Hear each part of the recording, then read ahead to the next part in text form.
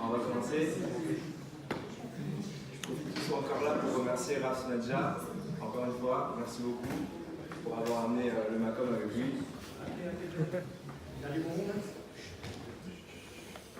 Alors en même temps, je profite, l'idée c'était de présenter mon livre.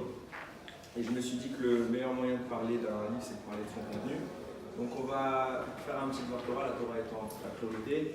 Un petit Vartora, petit, j'espère qu'il ne sera pas si petit. Et pour donner en substance ce qu'on pourrait trouver dans ce livre de Hashem. C'est écrit concernant Sarah, enfin plus précisément le fameux moment où... Ah, vous m'entendez en fait? Oui, très bien. Alors le fameux moment où Abraham, vous savez, il a fait la Brit Mila. Vous allez voir, on va essayer de retracer un peu tout le livre de Bereshit, les grandes lignes, pour comprendre le propos que je veux essayer d'évoquer. Le moment où Abraham fait la Brit Mila, on connaît tous la fameuse histoire. Abraham est au 3e jour de la Brit Mila, il souffre énormément, il a très mal, parce que le 3e jour c'est le moment le plus douloureux. Et Akadosh Baruch Hu, pour ne pas fatiguer Abraham, parce qu'Abraham a une mitzvah qu'il aime particulièrement, c'est la mitzvah de Arnasat Ochrim. Donc Abraham, il accueille en permanence du monde à la maison tous les jours, sa tente est orientée dans les 4 coins cardinaux pour que chaque passant puisse entrer chez lui. Et Abraham, pour qu'il puisse se reposer, Akadosh Baruch Hu lui dit, je fais sortir le soleil, toi tu restes assis, repose-toi. Donc un soleil qui empêche tout voyage et personne ne sort de sa maison. Abraham est triste, il se met à l'entrée de sa porte, de sa tente, et il attend les passants, Akadosh Baruch Hu envoie 3 malachim, déguisés sous forme humaine, dans le but de lui faire 3 annonces. Première, 3 missions spéciales. Première, il va être guéri, ça c'est l'ange Raphaël. Deuxième, on annonce la destruction de Sodome. Et troisième, on annonce la venue de Yitzhak. Je précise que Yitzhak avait déjà été annoncé à Abraham, c'est juste Sarah qui n'était pas encore au courant. Et donc Akadosh Baruch Hu fait tout ça, il déguise les malachim, et Abraham, pour les accueillir, il rentre à la maison. Et il va y avoir maintenant le débat entre Abraham et les malachim. Il y a plusieurs remarques à faire sur ce débat. Première chose, il y a une phrase qui passe comme ça, inaperçue, mais elle est d'une importance capitale. On parle de malachim. Alors, je précise un détail, je le répète toujours quand je parle de Torah. La Torah n'est pas là pour nous raconter des détails inutiles. Chaque virgule de la Torah a un sens.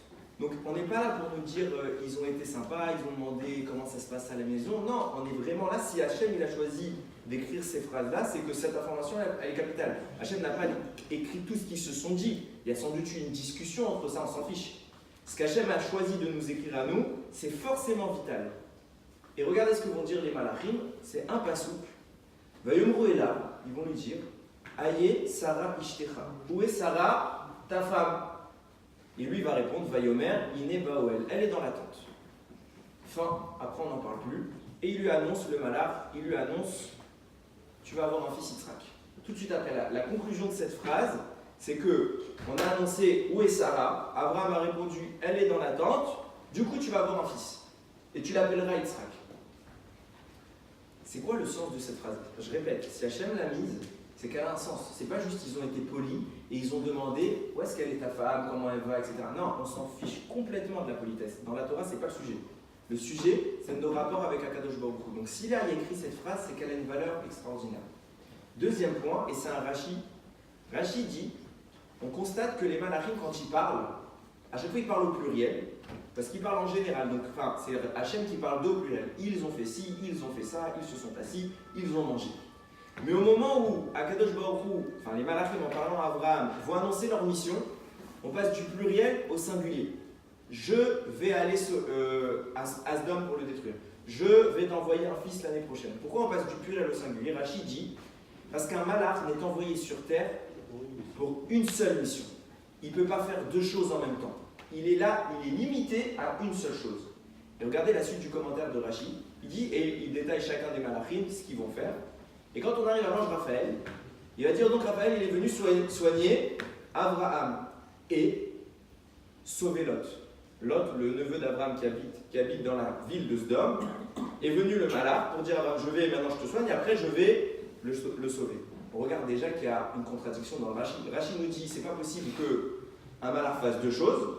Et finalement, lui-même, dans la même phrase, il te dit l'ange Raphaël, il va faire la guérison d'Abraham, et en plus de ça, il va aller sauver Lot. Il se contredit lui-même. Comment c'est possible qu'il y ait deux missions? Pour un malach, il vient de nous annoncer que ce n'était pas faisable. Et plus généralement, c'est quoi cette mascarade qu'Hachem met en place? C'est quoi l'idée? Hachem, il veut qu'Abraham se repose. J'entends. Donc il fait sortir le soleil. Ok, cohérent. Il voit qu'Abraham est triste. Donc il veut lui donner des passants. Alors enlève le soleil. Ah, vous allez me dire, c'est parce qu'il fallait qu'il envoie les malachim. Super. Enlève le soleil, fais les passants normaux. Et d'habitude, comment tu parles avec Abraham? Par prophétie. Bon, envoie-lui une prophétie. Pourquoi là, Hachem, il laisse le soleil, alors que c'était plus simple de l'enlever et tout redevient naturel. Il laisse le soleil.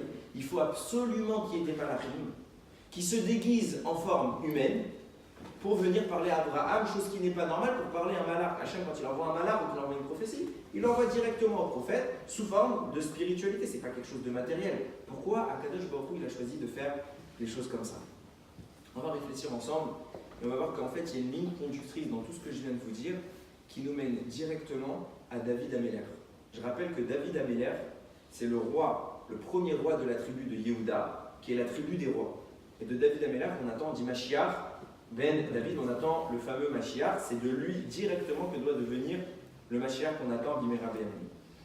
Rashi rapporte, quand ils disent les malachim, Aïe Sarah Ishtera, ou elle est Sarah ta femme, c'est pour lui faire comprendre que sa femme, elle est tsnoua, elle est pudique, et donc elle ne s'est pas présentée, elle s'est mise en retrait. Et le Rada qui rajoute, c'est pas juste pour lui dire qu'elle est pudique, il sait qu'on sait déjà qu'elle est pudique, mais c'est pour lui dire qu'elle est plus pudique que toutes les autres femmes qui existent sur Terre. En clair, les malachim, ce qu'ils essayent de faire comprendre à Abraham, c'est que ta femme, alors quand je parle de pudeur ici, je ne parle pas juste du sens halachique, donc une femme qui se couvre, qui s'habille. Je parle l'essence même de la tzniut. La tzniut, c'est la pudeur, ça veut dire que c'est une femme qui est timide, elle ne veut pas se montrer, elle se met en retrait parce qu'elle a un tempérament qui ne veut pas se montrer. Et les malachim viennent dire à Abraham, Aïe Sarah Ishtera, ta femme elle est tellement pudique que le seul moyen de parler d'elle, c'est que nous on doit la chercher. Mais sinon, elle n'existe pas dans le monde. Sinon, on ne vient pas la chercher, il n'y a pas de Sarah. Et pourquoi ils insistent sur ça? Aïe Sarah Ishtera, où est Sarah ta femme? Plus précisément, puisqu'on doit la chercher, où est la raison de notre présence ici? Nous disent Chazal, quand les malachim ont demandé où était Sarah, ils ont fait comprendre à Abraham, sache que dans cette question réside la raison de notre présence. Il faut qu'on sache où est Sarah. Sinon, tout ce qu'on va faire par la suite, ce ne sera pas faisable. Toute la suite des Tzukim, Yitzhak, la naissance, la guérison, la destruction de Sodome, le sauvetage de Lot, rien n'arrivera tant que tu ne me diras pas où est Sarah. Bien qu'il sache parfaitement où est-ce que est Sarah. Réponse, Iné Baoel, elle est dans la tente. Elle est plus tsniout que toutes les autres. Il entend ça, le malard, c'est bon, t'as Yitzhak. Sous-entendant, sans ça, tu n'avais pas Yitzhak. Qu'est-ce que ça signifie? Le Kriyakar, il rapporte, c'est une Gemara. Toute femme qui est tsniout mérite d'avoir des rois. L'exemple, c'est la fameuse Tamar. Alors, je ne vais pas raconter ça tout de suite, je vais en parler tout à l'heure de Tamar, mais en bref, Tamar, c'est la belle-fille de Yehuda. Plus tard dans l'histoire, Tamar va s'unir avec les enfants de Yehuda et finalement, elle va avoir un enfant. Pourquoi? Parce que Tamar, toute sa vie, elle s'est dit, il y a un sadique dans le monde, il s'appelle Abraham. Dieu l'a choisi en tant qu'étant l'exclusif représentant du divin sur terre. Et nous, les goïms, on ne va pas rentrer dans cette histoire. Tamar, elle a un rêve, c'est de pouvoir se lier à cette descendance. Elle a dit, on n'a pas été choisi, il faut qu'on arrive à s'approcher de ça. Elle veut se marier avec un descendant de Abraham pour dire, moi aussi, je vais rentrer dans l'histoire. Et la procédure qu'on racontera tout à l'heure, même dans le processus qu'elle va faire, elle va rester d'une sniout telle que son propre beau-père, Yehuda, il ne va pas la reconnaître. Il va être devant elle, et je raconterai après qu'il va s'unir avec elle, et il ne va pas la reconnaître. Il ne sait pas qui il est en face de lui. Pourquoi? Parce qu'elle est tsniout. Nous dit la Gemara, une femme qui est parfaitement tsnoua, qui est discrète, elle mérite d'avoir un roi dans sa maison.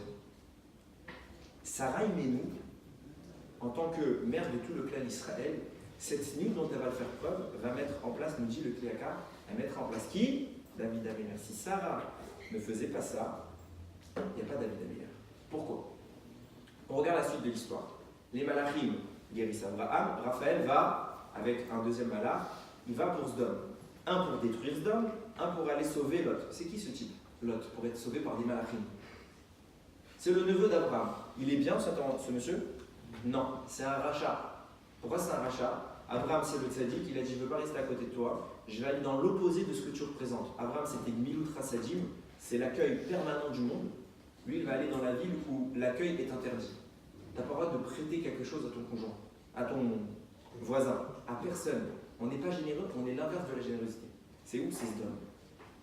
On va aller sauver cette personne sous prétexte que c'est le neveu d'Abraham. Bon, j'entends. Pourquoi tu envoies des malachim? Pourquoi tu y vas physiquement et tu gardes la même mascarade que tu as faite avec Abraham? Pourquoi les malachim peuvent faire quoi? Tac, il n'y a plus Lot dans la ville, et tac, la ville est détruite. Non, on va aller dans la ville, on va rentrer dedans sous forme humaine encore, et c'est quand Lot il va nous accueillir chez lui, on va se faire attaquer, on va le sauver, on va le sortir de la ville, et une fois qu'on l'a sorti, on détruira la ville. Mais c'est stupide, il n'y a aucun intérêt à faire ça.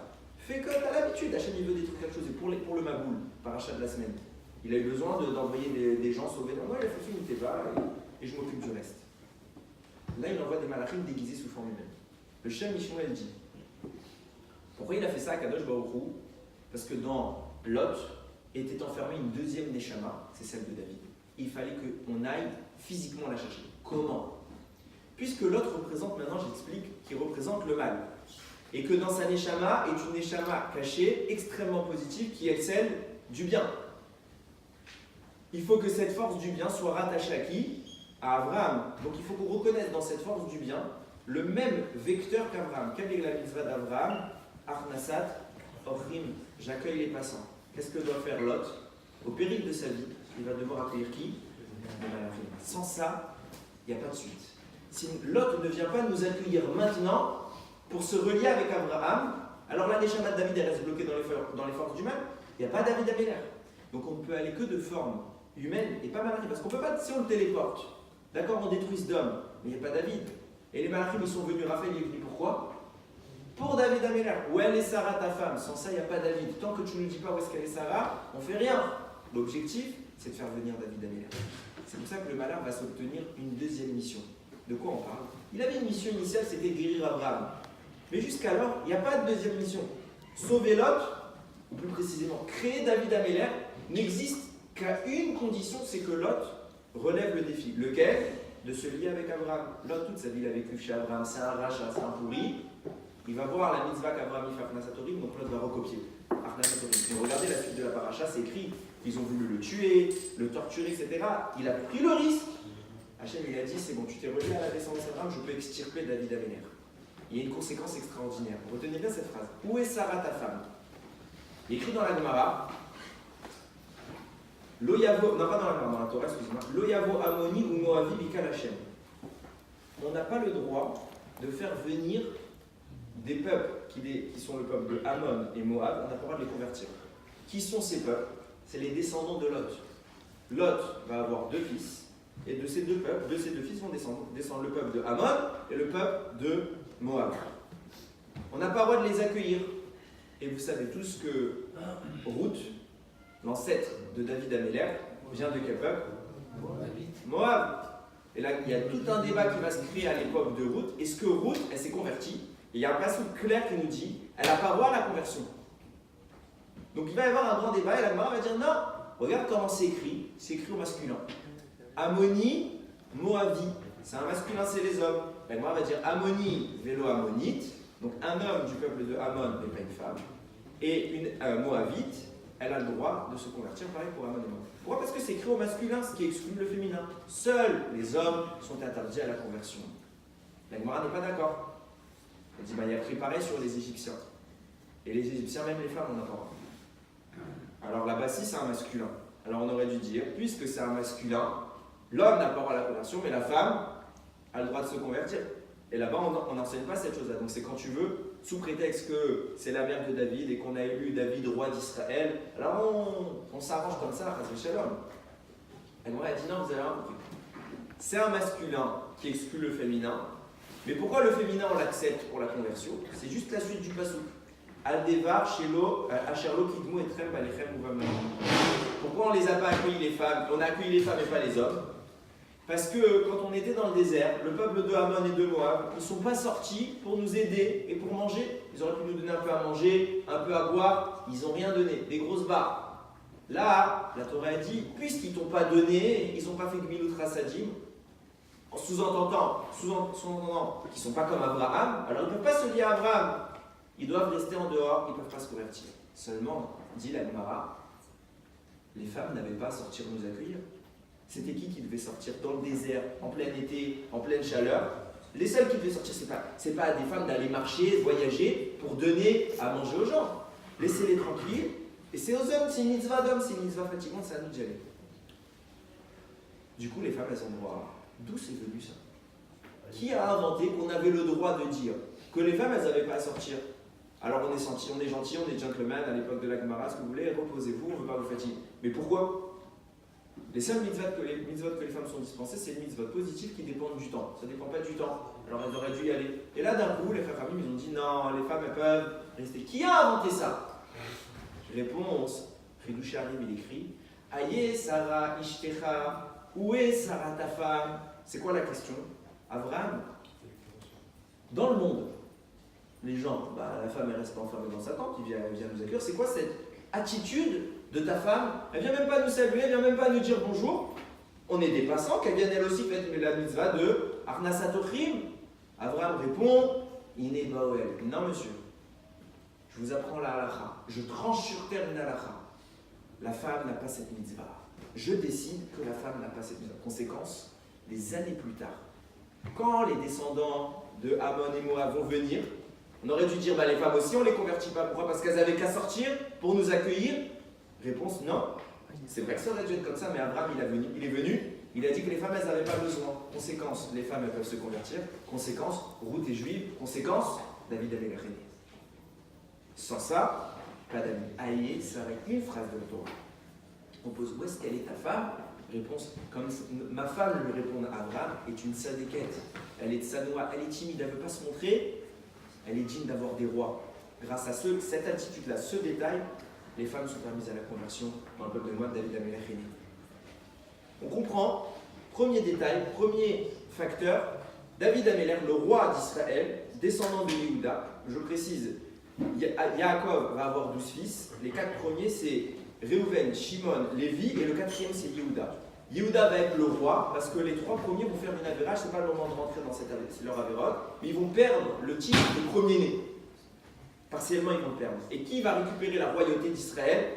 C'est Yehuda.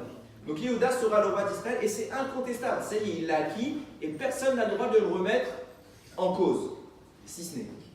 Plus tard, Parashat Vayeshev, on a mis David Amelech en place, on a reconnu Yehuda en tant que roi d'Israël, tout va bien. Vient Yosef. Yosef, c'est le fils de Rachel et de Yaakov, accessoirement.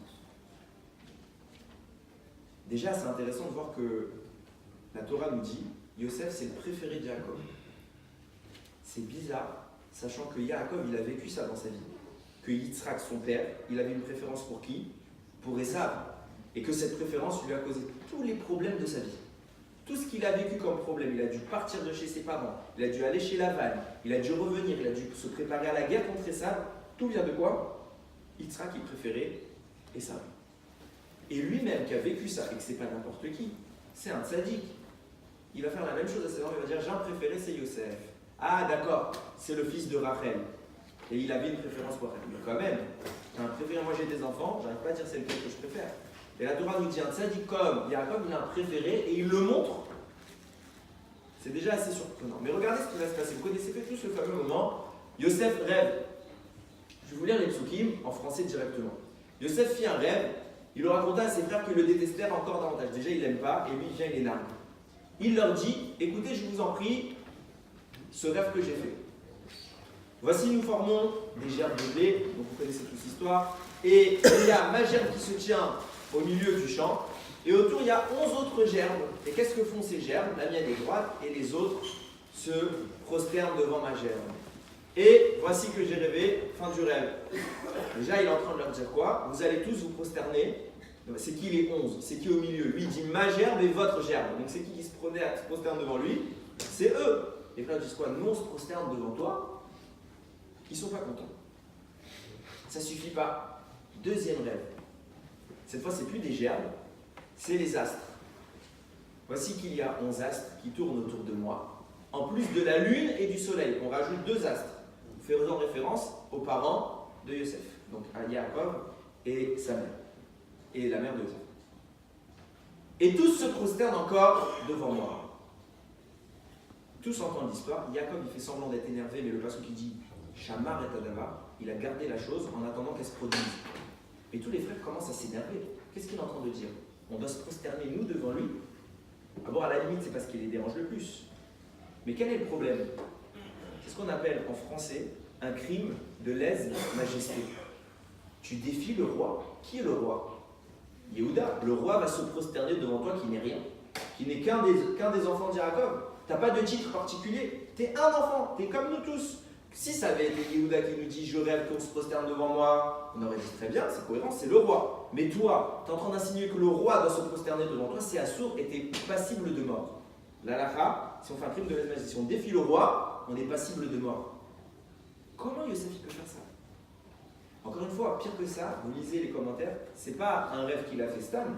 Tous les chachamim sont clairs, c'est une prophétie qu'Hachem lui envoie. C'est une prophétie, donc ça signifie que Hachem lui apprend un élément hyper important. C'est quoi l'élément hyper important? Alors vous regardez l'histoire, c'est ce qu'on appelle le pshat. L'explication simple, c'est de dire dans le futur, Yosef va devenir vice-roi d'Égypte et tous vont se prosterner devant lui. C'est pour ça que première fois, c'était que les frères. Deuxième fois, c'était les frères plus Yaakov, etc. Tout le monde va se prosterner, donc ça se fait en 2 temps, donc 2 rêves, etc. Super. Si vous saviez combien on s'en fout. Pourquoi? Parce qu'on va le voir. Regardez, 2-3 parachutes plus tard, Yosef devient roi, tout le monde se prosterne devant lui. Qu'est-ce qu'on m'apprend de vital que je ne pouvais pas savoir si c'était par la prophétie? Il fallait une prophétie pour me dire ce que je vais constater dans 1 ou 2 parachutes. Aucun intérêt à cette prophétie. Et ça crée quoi? La haine des frères, la bagarre, on vend Yosef. Alors pour comprendre c'est quoi cette prophétie, il y a un passouk au tout début de Bereshit. Il y a écrit les 2 premiers psukim, et à la fin du premier passouk, ou le deuxième, ou un peu plus, il y a écrit Veruach Elokim Merachefet al Pene Hamayim. Et le souffle de Dieu plane à la surface des eaux. On n'a pas encore créé le monde. Le souffle de Dieu plane à la surface des eaux. Vous lisez les commentaires en bas, il y a un commentateur qui s'appelle le Balatourim. Il dit, c'est quoi le souffle de Dieu? Zerucho Shel Melech HaMashiach. C'est l'esprit du roi Mashiach. C'est pas un souffle, c'est pas Dieu qui plane à la surface des eaux. Dieu il est infini. Le souffle de Dieu, c'est la Neshama du Mashiach. Dieu, avant de mettre le monde en place, avant de créer quoi que ce soit, il dit quoi? Il dit, je mets en place la Neshama du Mashiach. Et toute la création va entourer cette idée. Tout doit converger vers Mashiach. Et toutes les énergies que je vais créer maintenant, Yehi Or, etc., je vais créer toutes les énergies de la suite de la création du monde, tout doit converger vers une notion, c'est quoi? La Neshama du Mashiach. Pourquoi? Parce que ça fait 5779 ans maintenant qu'Akadosh Baruch Hu il a un plan, c'est de faire venir Mashiach. Akadosh Baruch Hu tient son plan. Et il dit, tout arrivera tel que je l'ai prévu. Mashiach viendra, tout doit converger vers cette notion. Comment Akadosh Baruch Hu intervient sur Terre? Il faut avoir une histoire. C'est un machal, hein. C'est l'air dit, il ne faut pas comparer ça à Akadosh Baruch Hu à des choses matérielles. Et imaginez une centrale nucléaire qui produit de l'énergie. Donc l'électricité, elle est acheminée vers nos appartements. Si l'électricité était acheminée direct vers notre appartement, qu'est-ce qui se passe? Je pense que tout le pâté de maison, il explose. Pourquoi? C'est beaucoup trop violent. Alors qu'est-ce qu'on fait? On subdivise. On diminue l'électricité jusqu'à ce qui arrive chez nous, c'est compatible avec nos prises. Les Avdil, Hachem est infini. Il n'a pas de limite. Notre monde, lui, il est parfaitement fini. Si Akadosh Baruch Hu intervient infini, qu'il est dans un monde fini, est-ce qu'il peut rentrer? Non, alors explosion du monde, fin de l'histoire. Que fait Hachem? Il subdivise. Il a créé quoi? Des énergies. C'est écrit dans la Sechet Brachot, que Akadosh Baruch Hu, là-bas, on calcule combien de planètes il a créées. On dit il y a 12 généraux. Les planètes, on ne les appelle pas par des noms, on ne dit pas c'est des astres, on dit c'est des généraux, c'est des capitaines, c'est des guerriers, c'est des chefs de légion, etc. Pourquoi ils sont appelés comme ça? Parce que ces astres, vous regardez, il y a une infinité d'astres, c'est un milliard de milliards de milliards. Il a fait, pour une planète qui est la Terre, il y a nous dedans, il a créé tout le cosmos avec des milliards de planètes. Quel est l'intérêt? Réponse, toutes ces planètes-là sont ce qui répercute l'énergie vers la Terre et ce qui permet la subdivision. Ce qu'on appelle des planètes, nous, la Kabbalah les appelle des anges. Il y a autant d'anges que d'astres. Et les astres, les malachim, c'est des forces. C'est pour ça que dans chaque nom de malach, il y a écrit quoi? À la fin, Aleph, Lamed. Quel, ça veut dire Dieu. C'est pas des dieux. C'est simplement que Dieu leur a donné une force. qui leur permet d'intervenir sur terre. Regardez le deuxième rêve de Yosef. Dans cette version-là, qu'est-ce qui apparaît qui est autour de Yosef? Des astres. Je traduis façon symbolique, façon cachée, des malachim. C'est les malachim, les énergies qu'Akadosh Baruch Hu a créées depuis le Bereshit, elles sont en train de converger autour de qui? De Yosef. À la même image que, au tout début, il y a écrit quoi? L'esprit de Mashiach, tout l'entoure. Ce qui signifie que Yosef est en train de se présenter comme étant le dépositaire des mêmes qualités que Mashiach. Or, on a dit quoi? Qui doit être le Mashiach? Yehuda. S'il y a erreur de personne, ça ne peut pas être Yosef. Et Yosef leur annonce, et c'est pour ça qu'ils s'énervent les frères, de quel droit tu peux te présenter être Mashiach? On a déjà un Mashiach, c'est Yehuda, c'est pas toi. Et Yosef leur annonce par voie prophétique, il leur dit c'est une prophétie, c'est pas juste un rêve, c'est une prophétie, je vous annonce, Dieu est en train de reproduire Bereshit et de me nommer Mashiach. Les frères ils disent, pas possible, on sait déjà qu'on a un Mashiach, c'est Yehuda. Lui il dit, mais c'est un rêve que j'ai reçu par prophétie. Eux ils croient que c'est pas une prophétie, il fabule, il est mégalo. Mais lui, il maintient, c'est une prophétie. Yaakov connaît la vérité, il n'a pas le droit de la dire. Comment c'est possible? Il a raison, on a vu la suite de l'histoire. Un nouveau Mashiach est en train de naître. On l'appellera Mashiach ben Yosef. Il y a deux Mashiach. Un Mashiach issu de Yosef et un Mashiach issu de David Améler. C'est tordu. C'est tordu. Pourquoi tu fais ça? Et de quel droit il a le droit d'être le Mashiach? On a vu que Sarah elle a tout fait, et Abraham ils ont tout fait pour mettre en place David, donc Yehuda, et vient Hachem, on ne sait pas pourquoi, subitement, hein, il crée un nouveau Mashiach, c'est Mashiach ben Yosef. De quel droit il peut être Mashiach? Déjà, avant de parler de comment ça se passe, de quel droit il peut être le Mashiach? Les frères n'ont pas un élément. Il y a un Targum Yonatan ben Uziel qui est extraordinaire. Je rappelle ce qui se passe. Léa a déjà 6 fils. Zilpa et Bilha, les 2 servantes, ont déjà 2 fils chacune, ce qui fait un total de 10 fils. Il reste combien de fils à venir? 2. Léa tombe enceinte. Elle se dit, j'ai un problème. Si maintenant j'accouche d'un garçon, combien de garçons devront venir? Combien de tribus vont venir de Rachel? Maximum 1. Ce qui est moins que les servantes, ma sœur va être humiliée. Alors elle fait une bracha à Hachem, elle lui supplie. Elle dit, pourvu que l'enfant que j'ai dans mon ventre, ce soit une fille. Et à ce moment-là, la Gemara dit, elle avait un garçon, c'est devenu une fille. Miracle, c'est la seule fois où on peut changer ça, sinon c'est écrit qu'on n'a pas le droit, une fois que la femme est déjà enceinte, on n'a pas le droit de prier pour le sexe de l'enfant, parce que c'est déjà déterminé, Hachem ne changera pas. Il y a eu une exception à la règle, c'était Léa. Le Targum il dit, comment c'est devenu une fille? Il dit, ce qu'on ne sait pas, c'est que Rachel aussi, elle était enceinte. Sauf qu'elle était enceinte d'une fille. Cette fille, c'était Dina. Léa, elle était enceinte d'un garçon, c'était qui? Yosef. Qu'est-ce qu'a fait Akadosh Baruch Hu sur la prière de Léa? Il a échangé le bébé du ventre de Léa, il l'a mis chez Rachel. Et il a échangé le bébé du ventre de Rachel, il l'a mis chez Léa. Dina, au lieu de naître chez Rachel, elle est née chez Léa. Et Yosef, au lieu de naître chez Léa, il est né chez Rachel. Conséquence. Très simple. Qui aurait dû être le successeur à la base, si tout s'était passé, il n'y avait pas de Réchaïm, qui aurait dû être le successeur d'Yitzhak? Esav. C'est l'aîné, c'est à lui que revient le droit d'aînesse. Esav était destiné à se marier avec Léa, et Yaakov était destiné à se marier avec Rachel.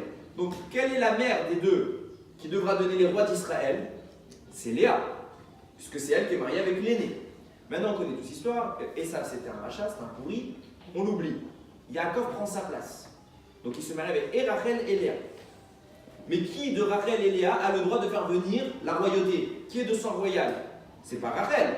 C'est toujours Léa. Elle n'a rien fait de mal. Pourquoi on lui enlèverait ses qualités de tzadéket? Donc on lui laisse ses qualités et elle a toujours droit au roi d'Israël. C'est pour ça que ça peut être que Yehuda qui sera le roi, parce que Yehuda descend bien de Léa. Seulement, génétiquement parlant, d'où vient Yosef? De Léa. Donc lui aussi il est de sang royal. Sauf qu'il est né chez Rachel, mais cette fois il n'est pas né. Simplement il est né en tant qu'aîné de Rachel. Donc il est aîné, comme Yehuda, et il est de sang royal. Du coup, il est le roi. Il a le droit de réclamer la royauté. Et Hachem lui dit, en effet, tu seras un roi, tu seras roi d'Israël, Mashiach ben Yosef. De là est né Mashiach ben Yosef. Les frères ne le savaient pas, Moi jusqu'à il n'y a pas longtemps, je ne savais pas non plus. Mais en attendant, comme ça est né, ma chère Ben Yosef. Encore une fois, c'est tordu. Pourquoi tu fais 2 rois? Pourquoi tu fais des choses comme ça? Hachem, il savait ce qui allait se passer. Crée un roi, fais pas 2 rois, un qui vient dans le ventre d'une mère et on change, et personne n'est au courant, et tu vas créer une nouvelle royauté, il y en aura 2. C'est quoi? C'est la guerre, on est dans un film. Ça n'a rien à voir. Sakadosh Baruch Hu, il ne fait pas les choses bêtement. Si Hachem il a fait ça, c'est qu'il y a une raison. Pour comprendre cette raison, il faut remonter une génération plus haut. Je reviens à Yaakov, qui est un fameux jumeau, Esav. Donc, Yitzhak, il a 2 fils, 2 jumeaux, Esav est né le premier, Yaakov est l'éternel deuxième qui veut devenir premier. Il tient la cheville de son frère dès la naissance pour passer devant.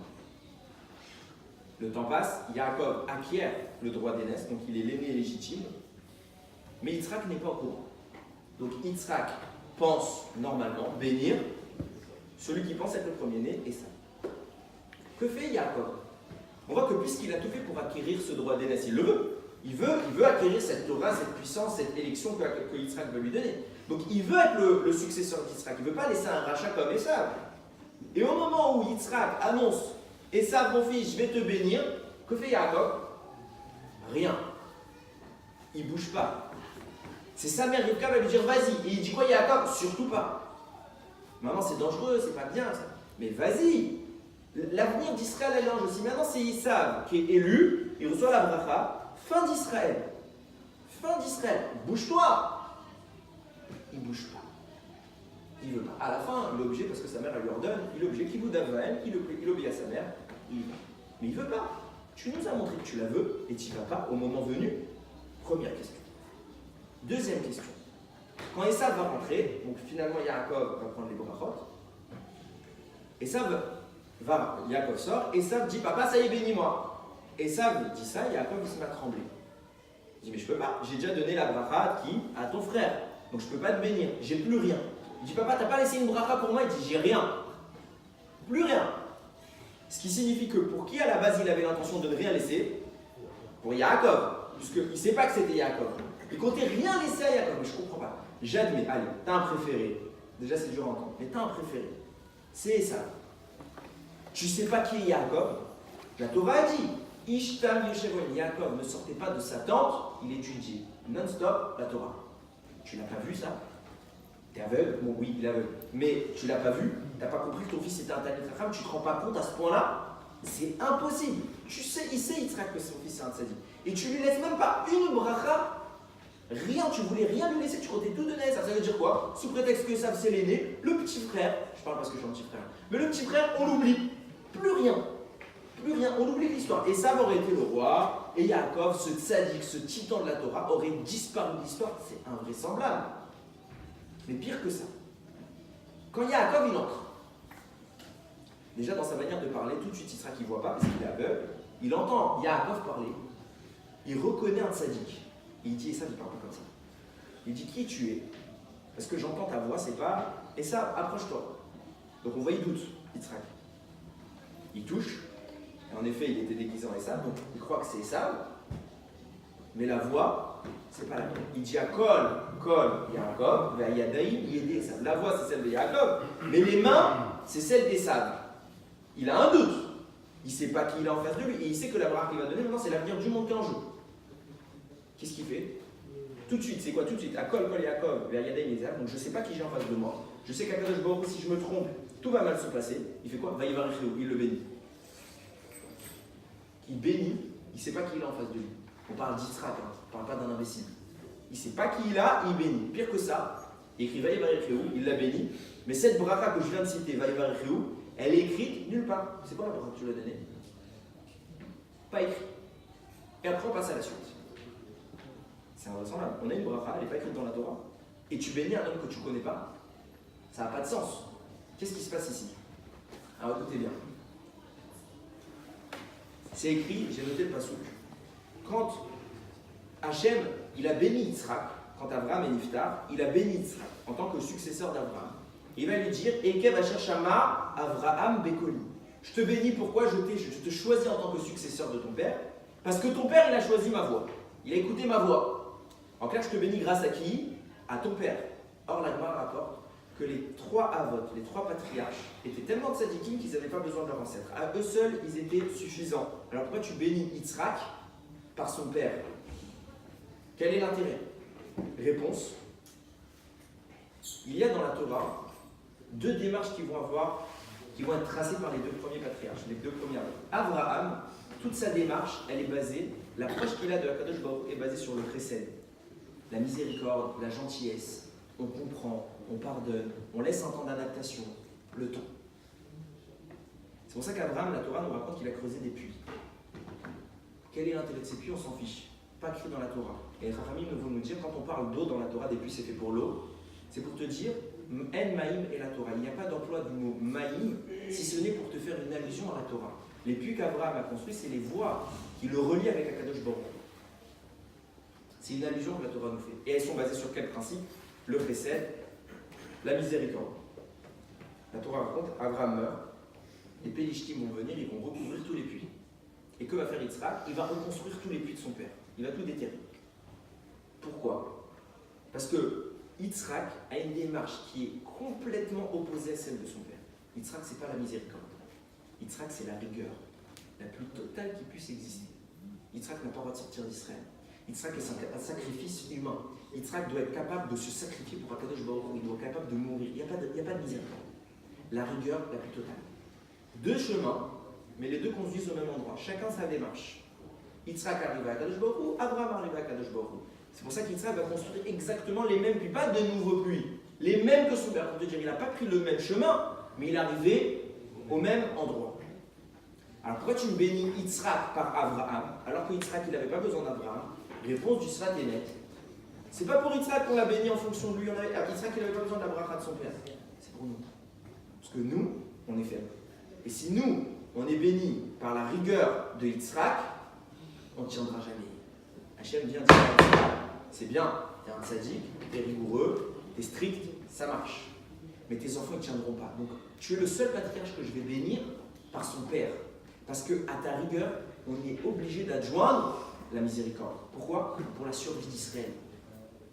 Cette démarche, donc d'un côté la rigueur, d'un côté la miséricorde, c'est les 2 voies qui sont envisageables. C'est pourquoi elles vont se transmettre de père en fils.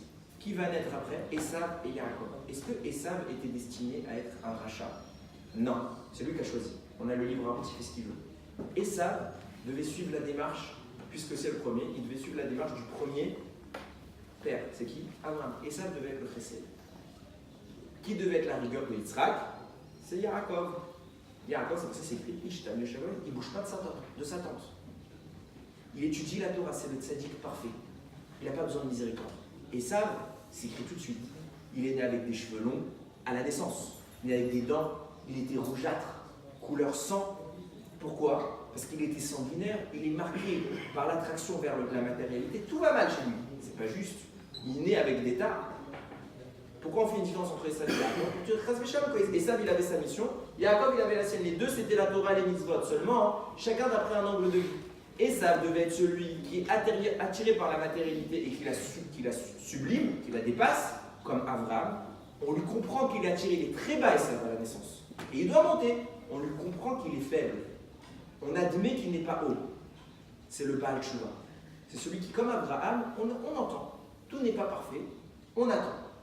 On est miséricordieux. Yaakov, lui, c'est la rigueur.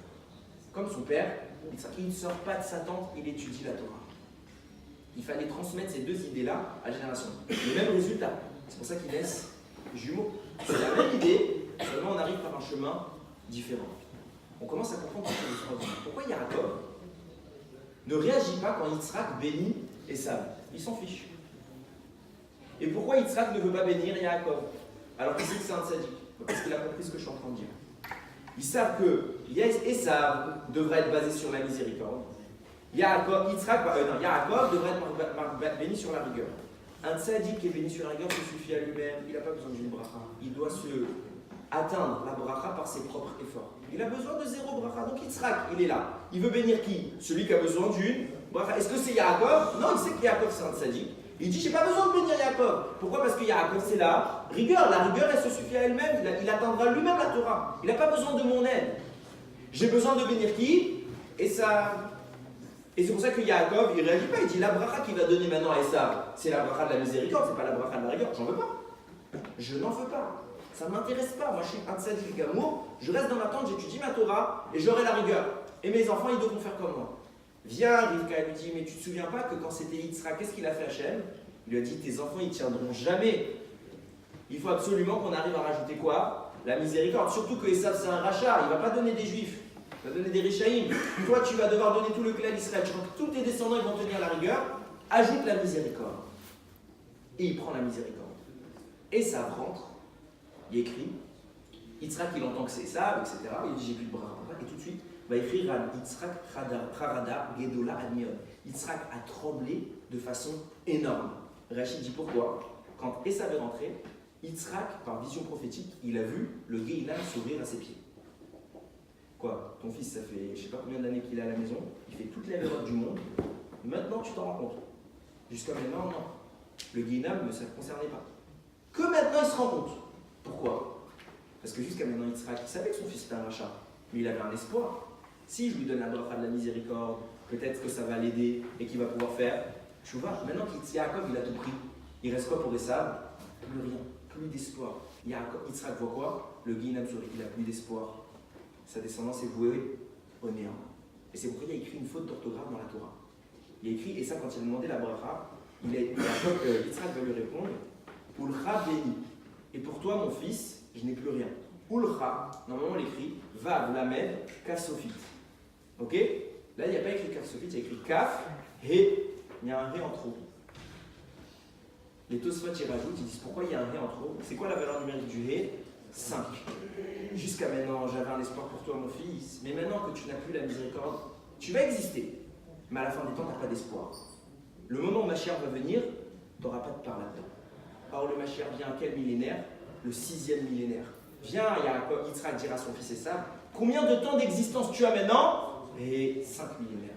Passé le 5e, quand on arrive dans le 6e et que Mashiach arrive, tu n'as plus d'espoir, tu disparaîtras. Tu n'as plus rien. Seulement, il y a un gros problème. Yaakov, c'est la rigueur. Et il a pris, en plus de la rigueur, il a pris quoi? La miséricorde. Est-ce qu'il est physiquement possible d'être à la fois miséricordieux et strict? C'est pas possible. Le seul qui peut le faire, c'est qui? C'est Hachem. Hachem le fait, tout le temps. C'est les deux notions. C'est une notion divine. Mais combiner les deux, un humain ne peut pas. Nous, c'est pour ça qu'on ne comprend jamais qu'Hachem il nous punit. Parce que pour nous, c'est la rigueur. On ne comprend pas qu'en fait, c'est aussi de la miséricorde. C'est les deux notions qui sont fusionnées en Akadosh Baruch Hu. Nous, on n'arrive pas à concevoir ça.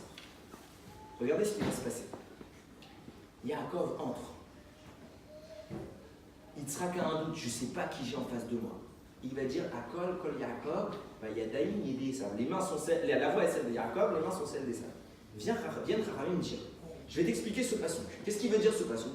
Quand la voix de Yaakov résonne dans une synagogue, ou dans un Beth Midrash signifiant, quand les Bnei Israël vont prier ou vont étudier la Torah, alors les mains ne sont plus celles d'Esav. Esav ne dominera pas. Par contre, si Chas V'Shalom, on arrête d'étudier et de prier, qui dominera? Esav. Ça, c'est l'explication du passouk. Sauf que quand vous lisez le passouk, il y a écrit tout l'inverse. Il n'y a pas écrit que quand Yaakov domine, Esav est vaincu.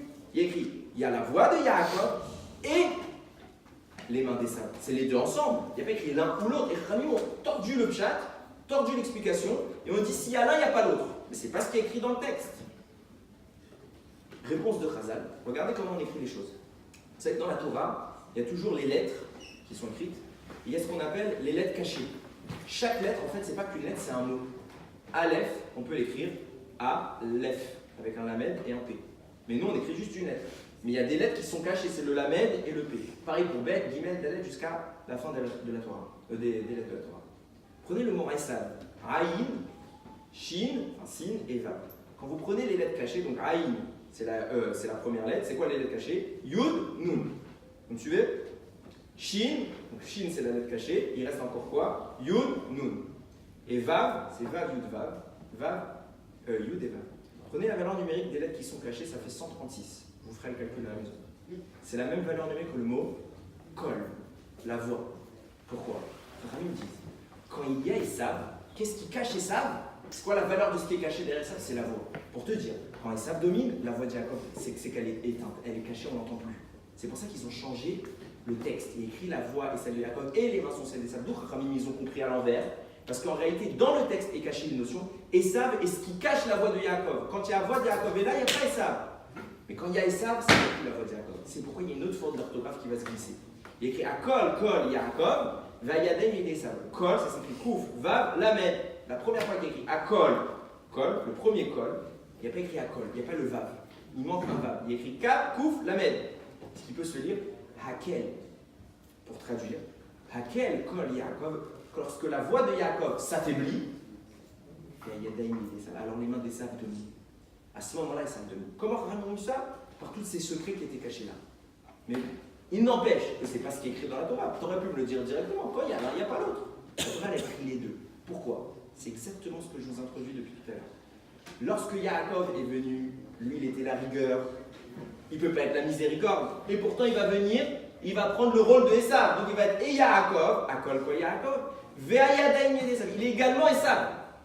Yitzhak, il entre, il voit son fils, il ressent son fils entrer, il ressent quelque chose qui n'est pas normal. Il n'est pas physiquement possible sur terre de mélanger la miséricorde avec la rigueur. Mais le type qui est en face de lui, il présente les deux qualités, parce qu'il remplace maintenant Esav. C'est forcément un géant, Vaïvarichéou. Il le bénit. C'est quoi la bracha? C'est ça. Akol Kol Yaakov, Vayadem Esav. Qu'est-ce qui se passe? Puisqu'il n'est pas possible que la miséricorde et la rigueur fusionnent, c'est le seul qui peut faire ça, c'est Dieu. Yaakov, il n'y arrivera pas. Que fait Yitzhak? Il crée une réalité, une dimension dans laquelle un humain pourra mélanger la miséricorde et la rigueur. Il sait qu'il ne peut pas faire ça, l'homme devant lui. Pour ça, Vaïvarichéou, il le bénit. De quoi? Que dorénavant, tu pourras. C'est pas humain. Nos sages dévoilent. Le chesed de Abraham, c'était une démarche, la miséricorde. La rigueur, le din de Yitzhak, c'était une autre démarche. Est apparue une troisième voie de conduite, qu'on appellera Tiferet. Tiferet, c'est la splendeur. C'est quoi? Yaakov est venu, il a fait ce que le seul qui pouvait faire, c'était Dieu, il l'a fait sur terre. Il a mélangé la rigueur avec la miséricorde. Le seul qui pouvait, c'est Yaakov. Ce qui signifie que nous, on n'a pas la bracha d'Yitzhak, on ne peut pas. Tout de suite, qu'est-ce que fait Hachem? Il va devoir reséparer les deux notions. C'est pour ça qu'il y aura deux rois. Un qui sera le successeur, le remplaçant de Esav, la partie que Yaakov a pris, il faut la rendre maintenant. Par qui? Par Léa. Ce sera le fils de Léa qui sera le remplaçant d'Esav. Ce sera qui? Yehuda. Il aura un deuxième fils, celui qui va être le successeur de Yaakov, celui qui va représenter la rigueur. Ce sera qui? Yosef. Pourquoi Yaakov il préfère Yosef de tous les frères? C'est pas genre j'aime bien parce qu'il est plus beau, je lui fais des cadeaux. C'est parce qu'il a reconnu en son fils la démarche de sa jeunesse, sa propre jeunesse. Lui, il était Ishtan Yoshev Ohalim, il était la rigueur. Comme lui, Yosef, c'était la rigueur. C'est pour ça qu'il avait une préférence, il s'est senti familier chez son fils. Maintenant, on a les deux Méchérim qui sont là. Qu'est-ce qui se passe? Il y a écrit qu'au moment de la vente de Yosef, le Midrash pose la question, que faisait Hachem? Les frères sont en train de dire, nous on n'accepte pas cette histoire parce qu'ils n'étaient pas au courant de toutes les infos, que Hachem nous dévoile. Donc il dit, si il y a Yehuda, il ne peut pas y avoir Yosef. Qu'est-ce qu'il décide? Légitimement, on va lui prouver qu'il a tort. On va le vendre en tant que quoi? L'inverse d'un roi. On va le vendre en tant qu'esclave, et pas autre chose, pour lui prouver qu'il a tort. Et en fait, Akadosh Baruch Hu, tout de suite, il va le remettre pour dire que c'est vous qui avez tort, et Yosef, il avait raison. Au moment de la vente de Yosef, c'est écrit dans le Midrash, les frères étaient occupés à vendre Yosef. Yehuda était occupé à chercher une femme. Yaakov était occupé à pleurer, à prendre le deuil, parce qu'il pense son fils mort. Que faisait Hachem? Il créait la lumière du Mashiach. À ce moment-là précis, il a choisi de créer la lumière du Mashiach. De quoi on parle? Yehuda, Mashiach, Yosef. Mashiach, ils vont vivre exactement la même chose au même moment. Yosef est vendu, donc il chute. Il était le roi, le chéri chez Yaakov et tout. Il chute. Qui va chuter tout de suite? Yehuda. Pourquoi? Qui a eu l'idée de vendre Yosef? Yehuda. Tout le monde va lui en vouloir. Donc ils vont le bannir. Yehuda va partir. Les deux chutent, ils sont plus rien. Les deux vont être confrontés exactement à la même tentation. Avant de parler de cette tentation, je précise, le Midrash dit, c'est une tentation, ce qu'on parle maintenant, c'est une tentation que Hachem a forcée, il ne pouvait pas la battre. Le Yetzirah qu'ils vont avoir maintenant, c'est un Yetzirah qu'on ne peut pas battre. Ils étaient voués à l'échec. Alors pourquoi il leur donne, on va comprendre tout de suite. La même tentation, on commence par Yehuda. Yehuda est banni, il se marie, il a des enfants. Le premier enfant va se marier avec celle que je vous ai parlé tout à l'heure, Tamar. Quelques mois après, le fils à Yehuda il meurt. Il y a une loi dans la Torah. Quand une femme s'est mariée avec un homme, si elle le veut, on précise, il ne faut pas croire qu'on est des barbares, si elle le veut et que le frère veut, s'il n'y a pas eu d'enfant, ils peuvent s'unir pour faire un enfant. Mais pas pour le frère, pour celui qui est défunt. Parce que c'est grave de mourir sans enfant quand on a eu la possibilité de les avoir. Quand on a eu la possibilité de les avoir. C'est-à-dire qu'on a eu le droit de se marier, qu'on appelle les stériles transition. D'accord? Donc, c'est pas une bonne chose. Qu'est-ce qui se passe ici? Donc, le fils de Juda meurt, Tamar se marie avec le deuxième fils. Tout de suite, il meurt. Donc, elle avait absolument un enfant. Donc, elle a le droit, la halakha, elle est de son sens. Si elle le veut, elle a le droit d'avoir un enfant avec le troisième fils de Juda, ou d'après la halakha. Mais aujourd'hui, c'est plus des choses qui nous concernent. Elle a le droit d'avoir même avec Yehuda lui-même. C'est un peu chelou, on est d'accord. C'est la halakha.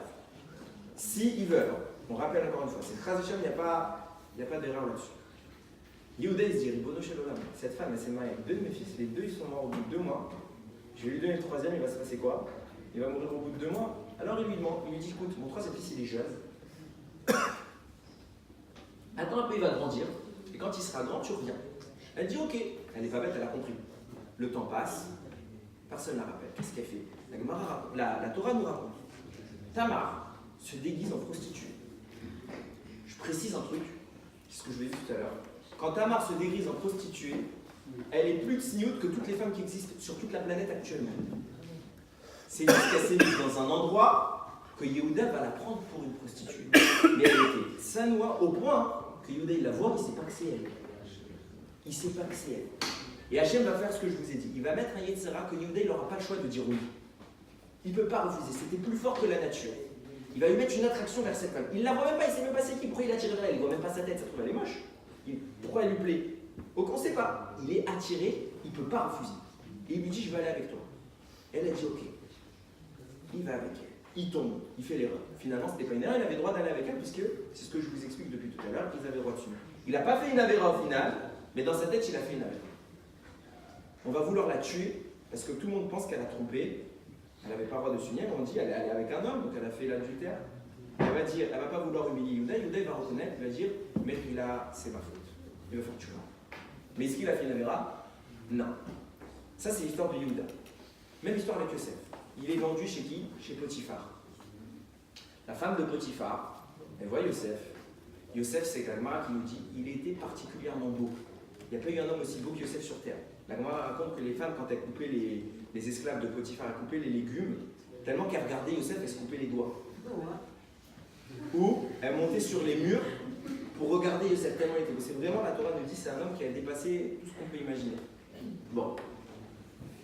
Elle le voit, elle est folle de lui. Elle veut s'unir avec lui. Elle le tente, elle le tente, elle le tente, elle le tente. Elle n'arrive pas. Mais ça fait 27 qui dit, je vais faire ça. À un moment, il y a la fête d'idolâtrie nationale en Égypte. Donc tout le monde va faire l'idolâtrie. Sauf qui? Le seul qui n'est pas idolâtre, c'est qui? Yosef, il n'y va pas. Et elle s'est dit, attends, il n'y a pas un meilleur moment dans toute l'histoire où je pourrais trouver lui et moi tout seul. Donc je vais faire semblant que je suis malade. Elle dit à tout le monde, je suis malade, je ne peux pas venir. Et là, elle tente Yosef. Même Yetzirah et Yehuda, il ne peut pas dire non. Il ne peut pas. Hachem lui met un Yetzirah qu'il ne peut pas battre. Sauf que là, il y a une différence. Yehuda, lui, il est tombé, il n'a pas eu droit à un miracle. Yosef, il va avoir droit à un miracle. Par la fenêtre, il va y avoir une vision prophétique de son père. Son père va lui dire, ne faute pas, j'abrège parce que c'est pas le sujet, ne faute pas, il ne va pas fauter. Il se contient et il s'en va. On connaît la suite de l'histoire. C'est intéressant. Yosef, déjà, pourquoi il y a des Yetzirah qui ne peuvent pas battre? Pour que finalement Yehuda croit qu'il faute, mais il ne faute pas. Yosef s'apprête à fauter et il est sauvé. Pourquoi? Justement pour annoncer ce qu'on est en train de dire. Puisqu'on est en train de prendre deux personnages qui vont s'approprier la Mida de Abraham, et la tribu de Abraham et la tribu de Yitzhak. Qu'est-ce qu'il faut qu'il se passe? Il faut que, puisque Abraham c'est le Chesed, c'est Esav qui devait prendre cette place-là, c'est la matérialité exacerbée, et que nous on doit battre ça, c'est quelqu'un qui part très bas et qui doit monter très haut. C'est ce qu'on appelle en hébreu un Baal Shuvah.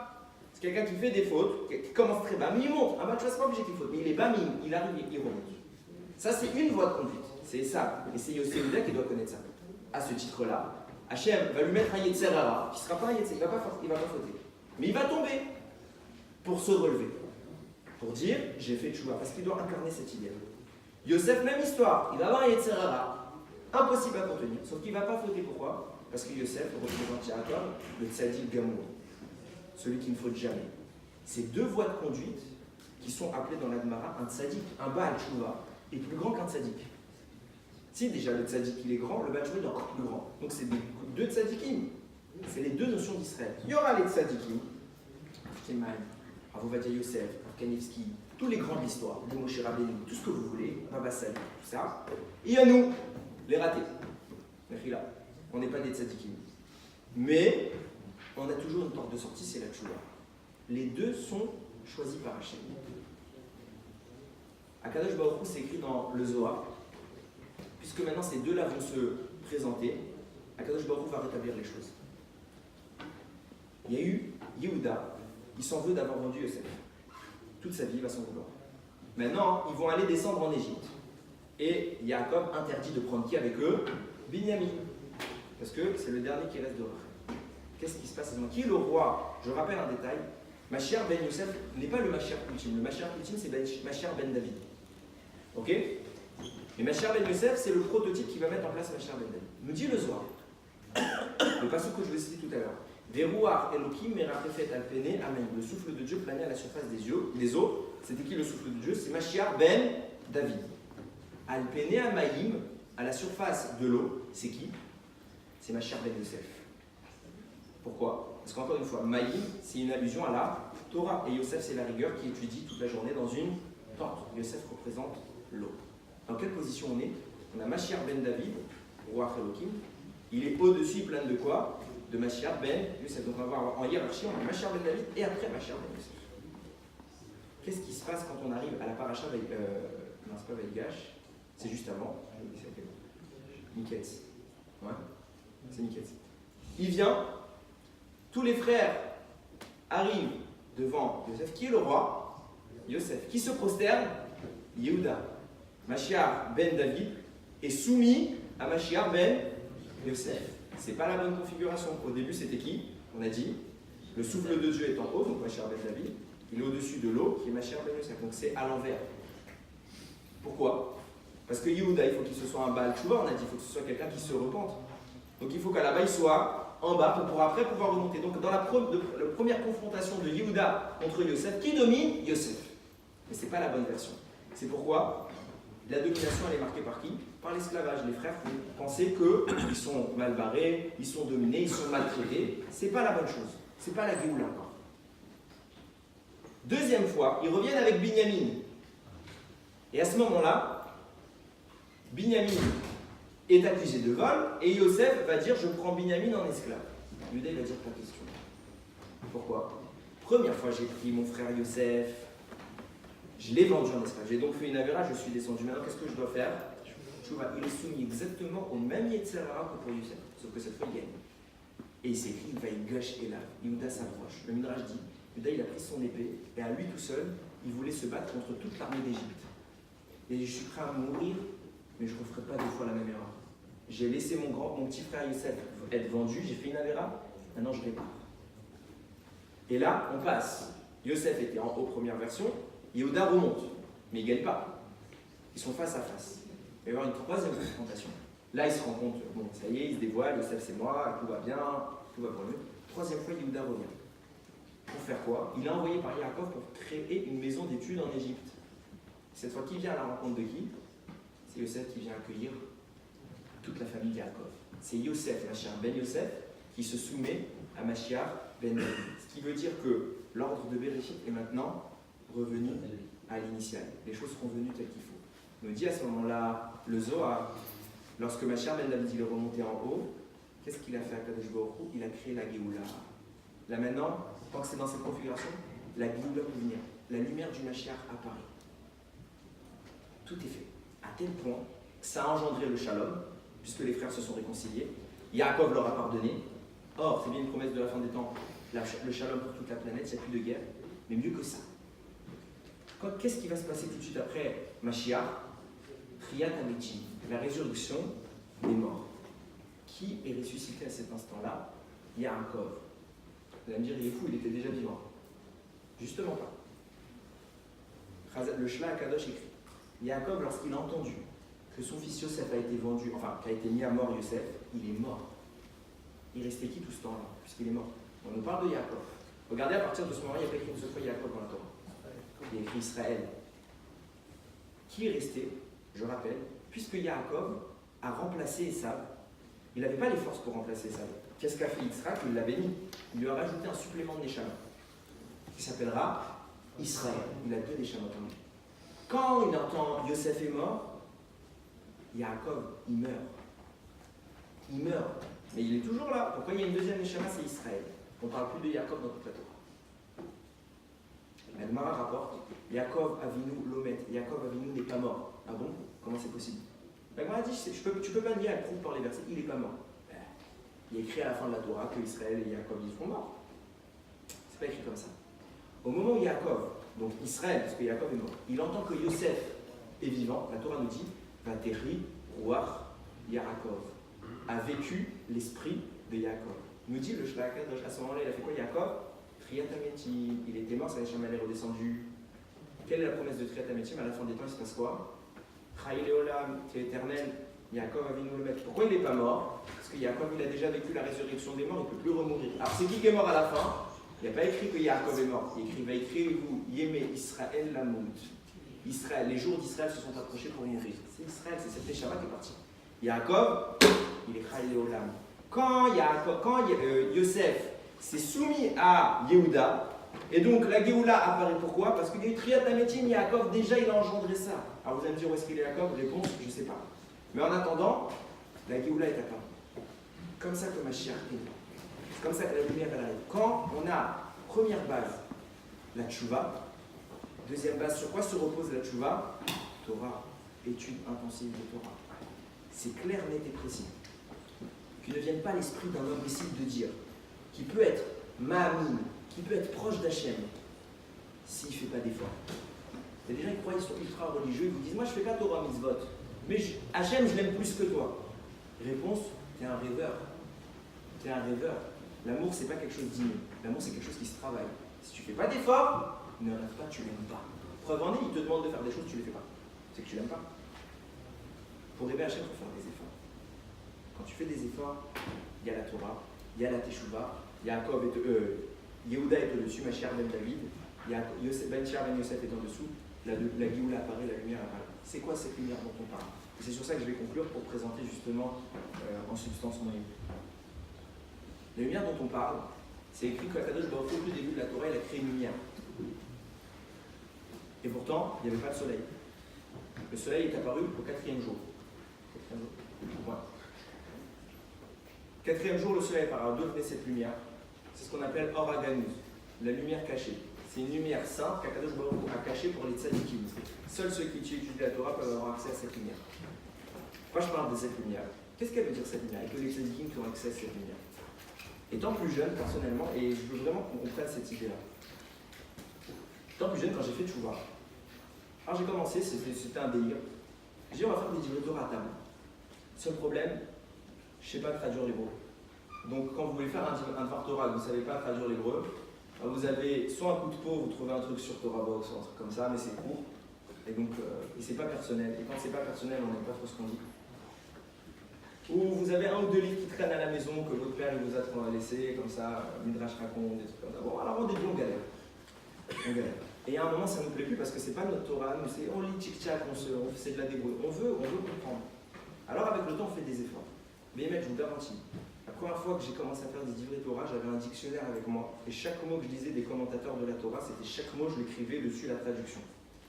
Et à force, donc j'avais des phrases qui voulaient rien dire, je relisais. Il m'arrivait de lire des fois un Ramban ou un Kliyaka plus de 15 fois, un petit passage comme ça, parce que je lisais, je voulais être sûr de comprendre. Et je demandais à mes camarades, etc., tu peux m'expliquer ce que j'ai bien compris? C'était une galère. Mais je vous garantis, Hachem il m'a aidé. Bémet, c'est pas une akaratatov, c'est quand je le dis, j'ai les frissons. Bémet Akadosh Baruch Hu m'a aidé. Mais c'est pas trop ça qui est le plus impressionnant. C'est écrit concernant Moshe Rabbeinu, qu'il est monté au Har Sinaï recevoir la Torah. Alors je suis pas Moshe à ce point. Mais il est monté au Har Sinaï recevoir la Torah 40 jours. Et pendant 40 jours, Hachem lui répète la Torah. Il lui enseigne, il lui enseigne, il lui enseigne. Arrivé le 40e jour, il lui dit alors c'est bon, t'as compris? Moshe lui dit pas un mot. Pas un mot de ta Torah j'ai retenu. Pourquoi? La Torah c'est infini. C'est la pensée d'Akadosh Baruch Hu. Comment nous, humains, pourrions la comprendre? Celui qui prétend comprendre la Torah parce qu'il est fort, c'est que c'est un rachat. Il n'a rien compris à la Torah. Qu'est-ce qu'a fait Hachem? Il lui a dit, ok, matana, cadeau, je te la rends dans ta tête. La Torah, c'est un cadeau. C'est un cadeau. Preuve en est, Moshe, à la fin de sa vie, il ouvre sa bouche et la voix d'Hachem sort. Ça crée un livre qui s'appelle Devarim. C'est Hachem qui parle. Quand nous, on parle de Torah, c'est quoi le message? Bon, d'accord, Moshe, c'est un prophète, super, il est plus grand que nous, on n'en discute pas. Mais c'est quoi le message de ça? C'est que ne crois pas que quand tu vas parler de Torah, c'est toi qui parles. Parce que tu ne peux pas comprendre. Tu ne peux pas comprendre, c'est infini. Comment tu crois que tu as compris? Si tu as compris, c'est qu'Hachem, il t'a fait quoi? Un cadeau. La Torah, c'est un cadeau. Et j'atteste aujourd'hui sur tout ce que j'ai pu faire. À chaque fois que je voulais écrire un devoir Torah, j'avais une idée, j'ai des délires. Le premier, des fois, je choisis des sujets, ça ne veut rien dire. Mais je suis bloqué, je suis borné sur ce sujet. Et il n'y a rien qui me vient, il n'y a rien qui me vient. Et d'un coup, Akadosh Baruch Hu, il envoie une réponse. Alors, deux options, soit on peut penser que nous sommes très forts, je vous garantis, ce n'est pas mon cas. Ce qui est clair, ça s'appelle Matan Torah. C'est un cadeau d'Akadosh Baruch Hu. De même que Moshe ne comprenait rien, Hachem lui a fait ce cadeau il est à la portée de tous. Ça, c'est notre cadeau, c'est notre Torah. Notre Torah, c'est pas nous qui parlons. Ne jamais croire, ne jamais avoir cette prétention, c'est pas nous qui parlons. On a le mérite, on a l'honneur de parler pour le roi des rois. On a l'honneur d'étudier ce que lui est. Il n'y a pas plus grand mérite sur terre. C'est pour ça que j'ai voulu écrire un livre. Avec le temps, dans Hachem, j'ai écrit ces livres de Torah, je me suis dit c'est chaval. Les mettre c'est chaval, que je les écrive et que j'en fasse pas quelque chose. Alors moi aussi j'ai voulu écrire ma petite part de Torah. C'est pour ça que le livre qui est ici s'appelle Yam Shel Torah. C'est une association que j'ai ouverte et dans laquelle je diffuse cette Torah et j'ai voulu compiler. J'ai compilé en substance ce que je viens de vous dire. En fait, je ne me suis pas beaucoup fatigué pour la conférence. J'ai pris 5 livres de Torah qui étaient dans mon livre, je les ai mis A, B, C, D, E et je viens de vous les dire maintenant. Ça n'était pas très long à fabriquer. La seule chose que j'avais à faire, c'est écrire les psukim que je ne connais pas par cœur. Mais à émettre, c'est vraiment ce livre. Pour moi, c'est pas un effort personnel, c'est une akaratator que j'ai envers Akadosh Baruch Hu parce que Bémet, je peux attester que chacune des choses que j'ai écrites ici, c'est Hachem qui m'a aidé de par ma nullité de base, puisque je ne savais même pas traduire un mot en hébreu, à part conjuguer un verbe très simple comme ani, ata, ou, etc.